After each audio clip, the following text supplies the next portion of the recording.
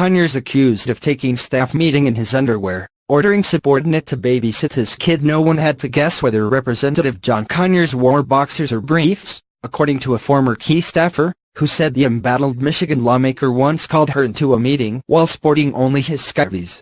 Melanie Sloan, a lawyer who worked with Conyers on the House Judiciary Committee, said she was called up to the long-serving congressman's office to discuss an issue only to find him walking around in his underwear. Sloan is the third woman to accuse Conyers of inappropriate behavior. "It made me increasingly anxious and depressed about going to work every day," she said, adding that there was no way to fix it.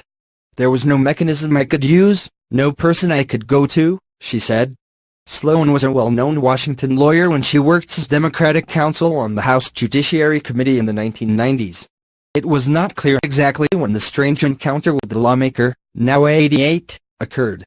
During her time working for the committee, she claims Conyers often screamed at her, fired her, then rehired her, criticized her for not wearing stockings, and once even ordered her to babysit one of his children.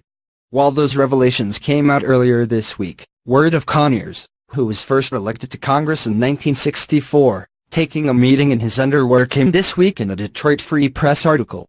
Though Sloan maintains Conyers did not sexually assault her, she told the Detroit Free Press that his constant stream of abuse was difficult to handle and it was certainly damaging to my self-respect and self-esteem.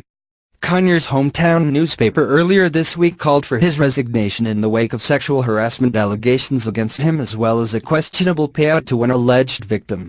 Conyers is accused of using taxpayer dollars to settle a claim in secret, after a former staff reportedly claimed she was fired for rejecting his advances. In a scathing editorial published late Tuesday, the Detroit Free Press demanded the Democrat step down immediately. The paper called Conyers' actions the kind of behavior that can never be tolerated in a public official, much less an elected representative of the people. He should resign his position and allow the investigation into his behavior to unfold without the threat that it would render him, and the people he now represents, effectively voiceless, the board wrote. BuzzFeed reported Monday that Conyers settled a wrongful termination complaint in 2015 with a staffer who claimed she was dismissed because she did not succumb to his sexual advances.